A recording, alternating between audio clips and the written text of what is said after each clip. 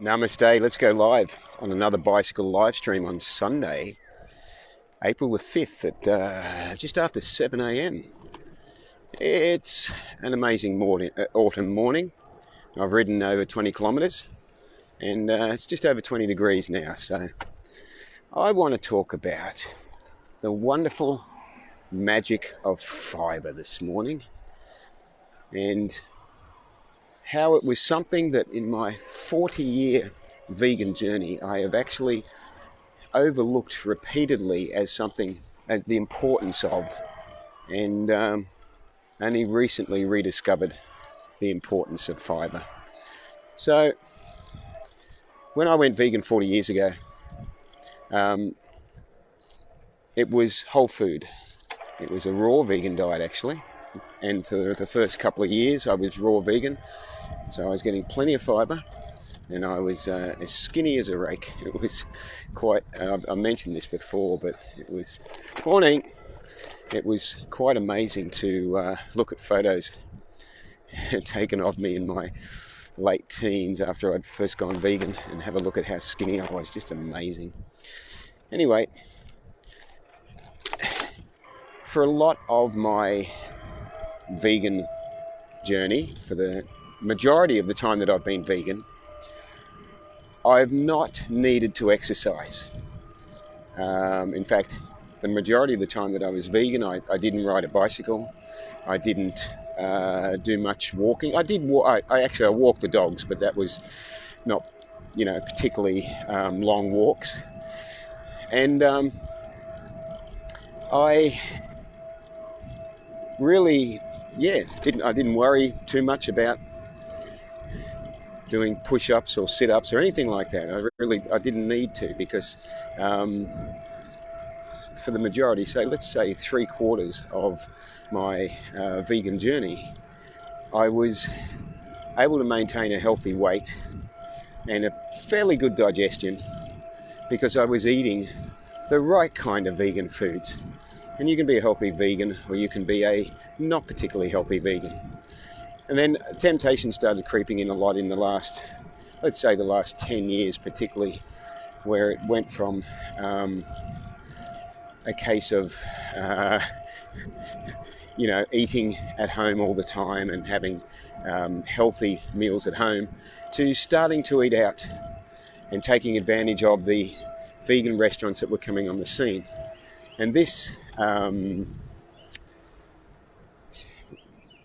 this privilege, I guess, this ability to take advantage of something that hadn't been available in the past, it was like Christmas for me. And so the end results of that was that over a period of time, I started to develop symptoms of a lack of fibre in my vegan diet. One of which was a very poor digestive system. It became more and more sluggish. And another was the weight gain as well. And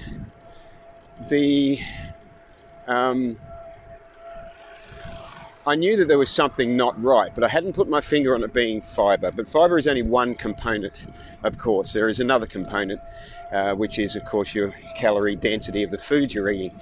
I've spoken about that previously, and how we're tempted to eat high-calorie processed foods. But let's just stick with fibre today. What happens if you're not eating fibre, and a lot of fibre, then it is the intestinal broom. It is what you need to keep your system cleansed, along with a reasonable amount of water. And without it, your digestive system soon backs up. How's that for some technical terms? Oh, I'm good with this stuff. I'm living proof of that as I experienced that occurring. But what I've become really aware of in the last 4 months, to give you an idea, I've now lost 9 kilograms. Now, that's pretty damn impressive. Last weekend, I weighed in at 64. 4 months earlier, I was tipping the scale at 73. So that's pretty damn impressive. With the only change, I haven't changed my exercise routine, which I started doing probably in earnest about 5 years ago. So regular bike riding, walking, push-ups, sit-ups, home gym. I haven't changed that, but what I have changed is the calorie density of the foods that I'm putting in by going to whole foods, but most importantly, taking advantage of the magical power of fibre to cleanse the system, to get things moving again, to overcome a sluggish digestion. Angel says, hi Harry, I don't think I would still be here if I haven't always eaten quite a lot of fibre, even pre-vegan. Ah, that's good to know. I'm curious as to how you were achieving that pre-vegan, because a pre-vegan will be getting absolutely no fibre in the animal products they're eating, zero fibre. So your meat, your dairy is just going to be hopeless. So I'm interested in how you achieve that. You must have had a lot of greens and that, even as a pre-vegan. So it is possible to do that and still get away with being a pre-vegan and still eating animal products. In my case, what I was doing incorrectly was I was not having breakfast, which is not necessarily a bad thing, but what I was doing is I was replacing it with a fresh juice every morning that I made up, and then a green smoothie that I would have some of during different parts during the day. Now, now, I just went over something. Now the juice gives an instant hit of vitamins, and you had at least, back to Angel just saying that when I was pre-vegan, I still ate huge amounts of greens, at least 40 grams a day. Okay, that's cool. That's really cool. Probably more than I eat even now. But see, I'd become a vegan that had become addicted to all the, the dopamine hit, from all the highly processed foods. So processed foods don't have fibre that's of any amount that's going to be of any use to us. The fibre has been processed out of them. And once we are eating them on a regular basis, our system, our system rebels. And very rapidly, we start to develop problems. And we start to, it's like we just can't flush our system out properly. And we can drink as much water as we like, but if we are continuing to put a fuel in that is not a high quality, and high quality means it has to have fibre, we continue to put this sort of fuel in, then we are very quickly going to run into problems. And this is what happened with me. Despite the amount of exercise I was doing, despite the morning juices, getting the vitamins in, the green smoothies, what they were lacking in was fibre. You just can't take shortcuts. Mother Earth has provided the perfect package in fruits and vegetables, along with whole grains, legumes and beans. And the problem comes that we take shortcuts. We process the food, we cook it in a way that removes nutrients, removes minerals, removes things like fibre. Stuttered then. And not really. And and then we cook it in oil, which is, as I've said before, very high in calories and completely devoid of nutrients. It's nutrient deficient, and it's one of the things that brings our senses become addicted to it, and we end up with lots of problems. So when you eat out as often as I was, this is where you start to go, oh shit, I'm not getting any fibre. But it wasn't registering with me that was the problem. And Sarah, good morning, Sarah. Thank you for watching. So I've discovered now in the last 4 months, losing 9 kilograms, the amazing power of fibre. With my digestive system getting back to a point of functioning more efficiently, more cleanly. I just got passed in a car by somebody who's wearing a mask in the car. Good on him. Just somebody else who was walking out this morning wearing a mask in the park I just went through. So that's awesome. So yeah, I was basically shortcutting the fibre. And I wasn't even aware of it. I was thinking, no, I must be right here. This must be, the way I'm doing things it should be working, and it wasn't.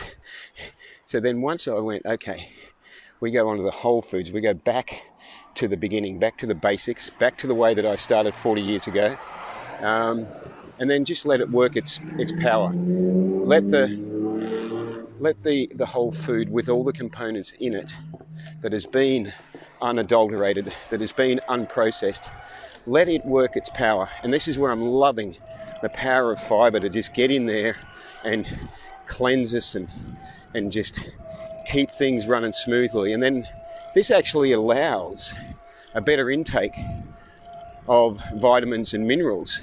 Our digestive system actually is able to then take in vitamins and minerals in a way that it could not previously.